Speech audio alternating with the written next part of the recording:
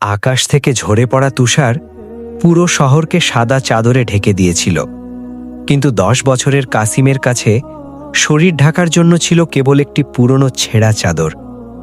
কাসিম, যার এই দুনিয়ায় কেউ ছিল না, শহরের সবচেয়ে বড় এবং নিষ্ঠুর ব্যবসায়ী শেঠ হাসিমের আস্তা বলে সে ঘোড়া পরিষ্কার করত আর সেখানেই এক কোণে পড়ে থাকত। বিনিময় সে পেত মাত্র 2টি শুকনো রুটি, তাও আবার যখন শেঠের মেজাজ ভালো থাকত। সেই রাতে ক্ষুধার তীব্রতা এতই ছিল যে সে হাড় কাঁপানো শীতে উঠে আবর্জনার স্তূপে কিছু খুঁজতে লাগল, হয়তো কোনো ধনীর ফেলে দেওয়া উচ্ছিষ্ট খাবার পাওয়া যাবে। হঠাৎ তার নজরে একটি চকচকে জিনিস পড়ল। সেটি ছিল একটি রূপার মুদ্রা, যা সম্ভবত কোনো পথিকের পকেট থেকে পড়ে গিয়েছিল। কাসিলের বুক ধড়ফড় করে উঠল। ওই একটা মুদ্রা দিয়ে সে পুরো সপ্তাহ পেট ভরে খেতে পারত। সে হাত বাড়াল, কিন্তু তার আঙুল যখনই সেই ঠান্ডা রূপার গায়ে লাগল, তার মৃত বাবার শেষ কথাগুলো মনে পড়ে গেল। কাসিম বাবা, খিদেই মরে যাওয়া কবুল করো, কিন্তু ধৈর্যের হাত ছেড়ো না। আল্লাহ ধৈর্যশীলদের এমন কিছু দেন যা তারা কল্পনাও করতে পারে না। কাসিম দীর্ঘশ্বাস ফেলল। চোখ বন্ধ করে সেই মুদ্রাটি সেখানেই রেখে সে আবার তার কালো কম্বলের নিচে গুটিসুটি মেরে শুয়ে পড়ল। এটি ছিল তার ধৈর্যের প্রথম পরীক্ষা। পরের দিন শেঠ হাসিমের বাড়িতে এক রহস্যময় দরবেশ এলো। তার চোখ এত উজ্জ্বল ছিল যে কেউ তার দিকে সরাসরি তাকাতে পারছিল না। দরবেশ সবার কাছে গিয়ে একটি প্রশ্ন করলেন, এমন কেউ কি আছে যে আমাকে তার সবচেয়ে মূল্যবান জিনিসটি দিতে পারবে? শেঠ হাসিম হাসল এবং বলল, হে ফকির, তোমার কি সোনা চাই নাকি রূপা? আমার কাছে সব আছে, কিন্তু আমি বিনামূল্যে কিছু দিই না। দরবেশ হাসলেন এবং নীরবে ফিরে চললেন। যেতে যেতে তিনি আস্তাবলের পাশ দিয়ে যাচ্ছিলেন, যেখানে কাসিম একটি আহত ঘোড়ার পায়ে পট্টি বাঁধছিল। দরবেশ সেখানেও একই প্রশ্ন করলেন। কাসিম লজ্জিত হয়ে মাথা নিচু করে বলল, বাবাশাই, আমার কাছে তো নিজের জান ছাড়া আর কিছুই নেই। হ্যাঁ, আপনার যদি খিদে লাগে তবে আমার আজকের এই রুটিটা আছে, আপনি এটা খেতে পারেন। কাসিম তার সারাদিনের সম্বল সেই শুকনো রুটির অর্ধেক দরবেশের দিকে বাড়িয়ে দিল। দরবেশ রুটিটি নিলেন, তাতে চুমু খেলেন এবং কাসিমের মাথায় হাত রেখে একটি পুরনো মরচে ধরা চাবি তার হাতে ধরিয়ে দিলেন। এটা কি বাবা? কাসিম অবাক হয়ে জিজ্ঞেস করল। দরবেশের কণ্ঠে এক অদ্ভুত গাম্ভীর্য ছিল। এটা তোমার ধৈর্যের বীজ, একে সামলে রেখো।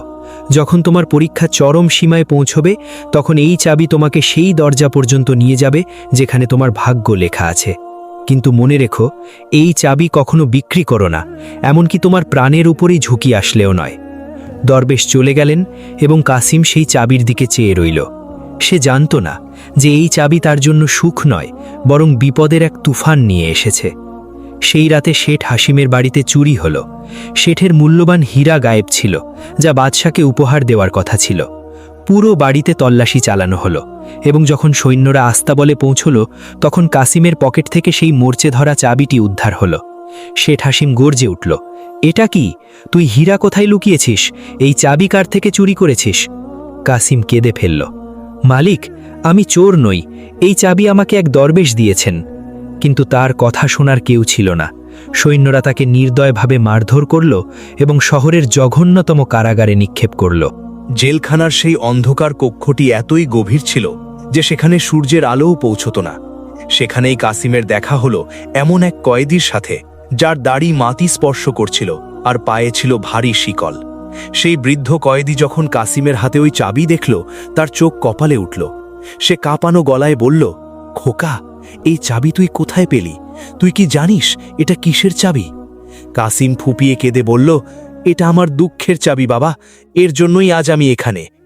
বৃদ্ধ কয়েদি কাসিমের কাছে এসে ফিসফিস করে বলল, না, এটা কোনো সাধারণ চাবি নয়, এটি সেই হারিয়ে যাওয়া সাম্রাজ্যের গোপন কোষাগারের পথ, যা 300 বছর ধরে কেউ খুঁজে পায়নি। কিন্তু সেই কোষাগার পর্যন্ত পৌঁছতে হলে তোকে মৃত্যুর কূপ পাড়ি দিতে হবে। বৃদ্ধ তার কথা শেষ করার আগেই জেলখানার দরজা এক বিকট শব্দে খুলে গেল। সৈন্যরা ভেতরে ঢুকল, কিন্তু তাদের মুখে রাগের বদলে ভয় ছিল। বাইরে এসো ছেলে, এক সৈন্য কাঁপতে কাঁপতে বলল, বাদশাহ সালামত তোমাকে এখনই দরবারে তলব করেছেন। কাসিম অবাক হলো। একজন সামান্য কাঠুরে এক এতিম বাচ্চাকে বাদশাহ কেন ডাকছেন? শেঠ হাসিম কি তাকে ফাঁসি দেওয়ার সিদ্ধান্ত নিয়েছে, নাকি ওই চাবির কোনো রহস্য এখন উন্মোচিত হতে যাচ্ছে? কাসিমের পায়ে ছিল বেড়ি আর মনে ভয়ের তুফান। রাজপ্রাসাদের উঁচু স্তম্ভ আর জ্বলন্ত মশালগুলোর মাঝে তাকে এক নগণ্য কয়েদির মতো দেখাচ্ছিল। সৈন্যরা তাকে টেনে হিচড়ে সাধারণ দরবারে নিয়ে এলো, যেখানে তখতে সুলতান জালালউদ্দিন বসেছিলেন। সুলতানের চোখে রাগ নয়, বরং এক অদ্ভুত অস্থিরতা ছিল। এ সেই ছেলে যার কাছে চাবি পাওয়া গেছে? সুলতানের আওয়াজ দরবারে প্রতিধ্বনিত হল। শেঠ হাসিম এগিয়ে এসে মাথা নত করে বলল, জাহাপনা, এ চোরদের দলের অংশ মনে হয়। সে আমার বাড়ি থেকে হীরা চুরি করেছে, আর এই চাবি সম্ভবত কোনো রাজকীয় সিন্দুকের, যা সে খোলার পরিকল্পনা করছিল। কাসিম ঘাড় তুলল। তার চোখে জল থাকলেও গলায় ছিল দৃঢ়তা। বাদশাহ সালামত, আমি কখনো কারো এক পয়সাও চুরি করিনি।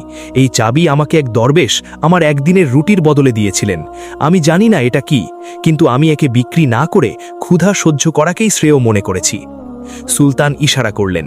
এক সৈন্য সেই মোর্চে ধরা চাবি সুলতানের সামনে রাখল। সুলতানের হাত কাঁপতে লাগল। তিনি নিজের গলা থেকে একটি সোনার লকেট বের করলেন, যাতে একটি মানচিত্র আঁকা ছিল।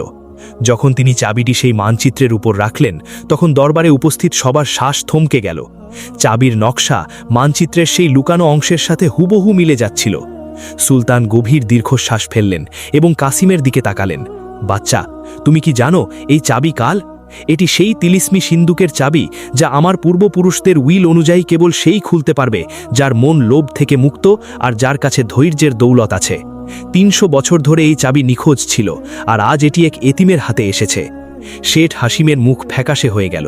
সে ভেবেছিল কাসিমের ফাঁসি হবে, কিন্তু এখানে তো পাশা উল্টে যাচ্ছিল। সে শেষ চাল চেলে বলল, কিন্তু হুজুর, এ চোরও হতে পারে। পরীক্ষা না করে একে বিশ্বাস করবেন না। সুলতান মাথা নাড়লেন। তুমি ঠিকই বলেছ শেঠ, চাবি পাওয়াটাই যথেষ্ট নয়, কাসিমকে নিজের যোগ্যতা প্রমাণ করতে হবে। সুলতান আদেশ দিলেন, কাসিমকে যেন নিস্তব্ধ উপত্যকায় নিয়ে যাওয়া হয়। সেখানে এক পুরনো ও ভয়ঙ্কর দুর্গ ছিল, এবং ওই দুর্গের ভেতরেই ছিল ওই সিন্দুক। লোকমুখে প্রচলিত ছিল যে যদি কারো মনে সামান্যতম লোভ থাকে, সে কখনো ওখান থেকে জ্যান্ত ফিরবে না।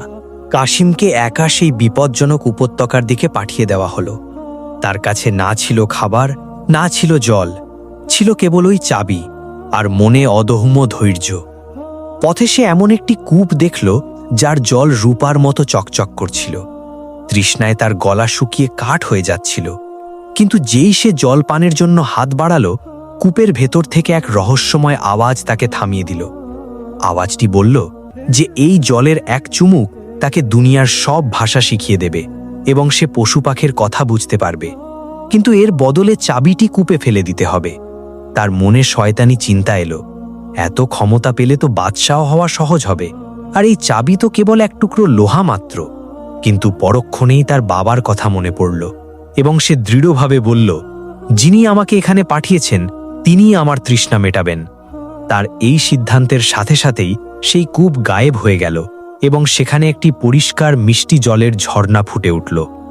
কিছুটা এগিয়ে যেতেই সে এক বৃদ্ধা মহিলাকে দেখল, যিনি ভারী পাথরের নিচে চাপা পড়ে আর্তনাদ করছিলেন। কাসিম তার কাছে গেলে বৃদ্ধা লোভ দেখালেন যে যদি তাকে মুক্ত করা হয়, তবে তিনি তাকে প্রচুর সোনা দেবেন, যা দিয়ে তার দারিদ্র্য চিরতরে ঘুচে যাবে। কাসিম সোনার লোভ অগ্রাহ্য করে পাথর সরাতে লাগল। তার হাত থেকে রক্ত পড়ছিল, নখ ভেঙে গিয়েছিল, শরীর কাঁপছিল, তবুও সে হাল ছাড়েনি। কয়েক ঘন্টার পরিশ্রমে অবশেষে বৃদ্ধাকে মুক্ত করল। তখনই বৃদ্ধা এক জ্যোতির্ময় পরীতে রূপান্তরিত হলেন এবং হেসে বললেন, তোমার পরীক্ষা এখন পূর্ণ হয়েছে।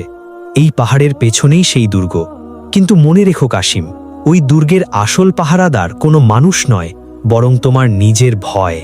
যদি তুমি ভয় পাও, তবে সন্দিক তোমাকে গিলে ফেলবে। কাসিম যখন দুর্গের বিশাল দরজায় পৌঁছালো, সেখানে ঘুটঘুটে অন্ধকার। ভেতরে পা রাখতেই সে পেছনে কারো ভারী পায়ের শব্দ শুনতে পেল। ঘুরে তাকিয়ে তার পিলে চমকে উঠল। সামনে সেই বৃদ্ধ কয়েদি দাঁড়িয়ে আছে, যার সাথে জেলে দেখা হয়েছিল, কিন্তু এখন তার হাতে ছিল তলোয়ার, আর চোখ দুটো আগুনের মতো লাল। বৃদ্ধ গর্জে বলল, চাবিটা আমাকে দিয়ে দাও, নইলে তোমার শিরচ্ছেদ করব। আমি কোনো কয়েদি নই, এই কোষাগারের আসল পাহারাদার। কাসিমের কাছে কোনো অস্ত্র ছিল না, পালানোর পথও নেই। সে চোখ বন্ধ করে চাবিটি বুকে চেপে ধরল এবং বলল, যদি আমার মৃত্যু এখানেই লেখা থাকে তবে তাই হোক, কিন্তু আমি আমানতের খেয়ানত করব না।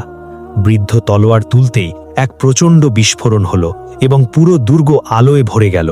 কাসিম চোখ খুলে দেখল, সামনে কোনো শত্রু নেই, তলোয়ার নেই, বরং এক বিশাল সোনার সন্ধিক খুলে আছে। তার ভেতর থেকে একটি রাজকীয় মুকুট ঝকঝক করছিল। কাশিম সেখানে রাখা একটি পুরনো চিঠি পেল। চিঠিটি পড়তেই তার পায়ের নিচ থেকে মাটি সরে গেল। তাতে লেখা ছিল, এই মুকুট সেই অতীম শাহজাদার জন্য যার বাবাকে তার আপন জনেরাই ধোঁকা দিয়ে মেরে ফেলেছিল। চিঠিতে আরও লেখা ছিল, আমার ছেলে কাশিম, তুমি যদি এই চিঠি পড়ছ তার মানে তুমি ধৈর্য ও সততার পরীক্ষায় উত্তীর্ণ হয়েছ। আমি শাহ আলম, এই সাম্রাজ্যের প্রকৃত উত্তরাধিকারী। আজ আমি আমার নিজের উজির বাখতাওয়ারের ষড়যন্ত্রের শিকার হচ্ছি। সে আমাকে বিষ দিয়ে মেরে আমার সাম্রাজ্য দখল করেছে। আমার বিশ্বস্ত খাদেম তোমাকে বাঁচিয়ে এক বেনামি বস্তিতে লুকিয়ে রেখেছিল, যাতে একদিন তুমি নিজের অধিকার ফিরে পাও। কাশিমের মায়ের মুখটি মনে পড়ল, যিনি তাকে ছোটবেলায় ঘুম পাড়ানি গান শোনাতেন। সে বুঝতে পারল দরবেশ কোনো সাধারণ ফকির ছিল না, বরং তার বাবার সেই বিশ্বস্ত খাদেম ছিল যে ছায়ার মতো তাকে আগলে রেখেছিল। হঠাৎ দুর্গের দেয়াল কাঁপতে লাগল এবং সেই বৃদ্ধ পাহারাদার এক নুরানি রূপে কাশিমের সামনে মাথা নত করল। সে বলল, শাহজাদা, সময় খুব কম। বাখতাওয়ার খবর পেয়ে গেছে যে সত্যের সূর্য পুনরায় উদিত হতে চলেছে এবং সে সৈন্য নিয়ে এদিকেই আসছে। কাশিম মুকুটটি কাপড়ে জড়িয়ে চিঠিটি বুকে নিয়ে গোপন পথে বেরিয়ে এলো।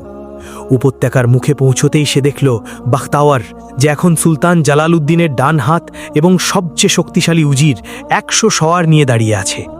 বাখতাওয়ার চিৎকার করে বলল, দাও ওটা আমাকে, আমি তোমাকে এত সম্পদ দেব যে 7 জন্ম বসে খাবে, না হলে তোমার বাবার মতো দশা করব। কাশিম শান্ত গলায় জবাব দিল, বাখতাওয়ার, সম্পদ দিয়ে পেট ভরা যায়, কিন্তু বিবেক কেনা যায় না। বাখতাওয়ার তার সৈন্যদের আদেশ দিল কাশিমকে শেষ করে দিতে। সৈন্যরা তলোয়ার নিয়ে তেড়ে আসতেই হঠাৎ পৃথিবী কাঁপতে লাগলো এবং পাহাড় থেকে পাথর ধসে পড়তে লাগলো। এক প্রবল ঘূর্ণিঝড় উঠল, যা সৈন্যদের ছত্রভঙ্গ করে দিল। কাশিম মনে করল কোনো গায়েবী শক্তি তাকে সাহায্য করছে। সে নিজের গলার চাবিটি হাতে নিতেই এক তীব্র আলো বের হলো, যা বাখতাওয়ালের চোখ ধাঁধিয়ে দিল। সেই সুযোগে কাশিম একটি ঘোড়ায় চড়ে শহরের দিকে ছুটল। শহরের পথ সহজ ছিল না। বাখতাওয়ার রটিয়ে দিয়েছিল এক চোর রাজকোষ লুটে পালাচ্ছে। কাশিম ছদ্মবেশ ধরে শহরের প্রধান দরজায় পৌঁছল। সেখানে বাখতাওয়ার নিজেই তল্লাশি করছিল। কাশিম এক জানাজার খাটিয়ার ভেতর শুয়ে পড়ল, যাতে সৈন্যরা সন্দেহ না করে। বাখতাওয়ারের সন্দেহ হলে সে তলোয়ার দিয়ে কাফন সরাতে যাচ্ছিল, ঠিক তখনই রাজপ্রাসাদ থেকে ডঙ্কা বেজে উঠল। সুলতান বাখতাওয়ারকে তলব করা হয়েছে, কারণ তার বিরুদ্ধে ষড়যন্ত্রের প্রমাণ মিলেছে। বাখতাওয়ার জানাজা যেতে দিল এবং নিজে প্রাসাদের দিকে ছুটল। কাশিম শহরের ভেতর ঢুকে সরাসরি দরবারে পৌঁছল। সেখানে সে মুকুট আর তার বাবার চিঠি পেশ করল। সত্য প্রকাশিত হতেই বাখতাওয়ারের মুখ কালো হয়ে গেল। সুলতান জালালউদ্দিন ঘোষণা করলেন, প্রকৃত উত্তরাধিকারী সামনে দাঁড়িয়ে আছে। বাখতাওয়ারকে গ্রেপ্তার করা হলো। যখন রাজমুকুট কাশিমের মাথায় পরানো হলো, উপস্থিত সবাই দেখল সে এখন আর কোনো এতিম কাঠুরে নয়, বরং ধৈর্য ও ন্যায়ের জীবন্ত প্রতীক। সেদিন থেকে সাম্রাজ্যে প্রবাদ চালু হলো যে ধৈর্যের ফল কখনো বৃথা যায় না। গল্পের শেষ দৃশ্যে দেখা যায় কাশিমকে পরীক্ষা করার জন্য সেই তিলিশমি আংটি পরতে বলা হয়, যা কেবল প্রকৃত উত্তরাধিকারীর আঙুলেই ফিট হয়। বাখতাওয়ার সহ অনেকে চেষ্টা করে ব্যর্থ হয়। কাশিম বিসমিল্লা বলে আংটিটি ছোঁয়াতেই তা মোমের মতো নরম হয়ে তার আঙুলে বসে গেল। সুলতান জালালউদ্দিন নিজে তখ্ত থেকে নেমে কাশিমের সামনে মাথা নত করলেন এবং নিজের ভুলের জন্য ক্ষমা চাইলেন। এভাবেই ধৈর্য ও সততার মাধ্যমে কাশিম তার হারানো রাজ্য ফিরে পেল। বন্ধুরা, যদি আপনারা চান এমন সত্য এবং মর্যাদাপূর্ণ গল্প আপনাদের কাছে পৌঁছতে থাকুক, তবে এ যাত্রায় আমাদের সাথে থাকুন এবং পরবর্তী ভিডিও দেখার জন্য আমাদের চ্যানেল নেকির পথ অবশ্যই সাবস্ক্রাইব করে রাখুন। ধন্যবাদ।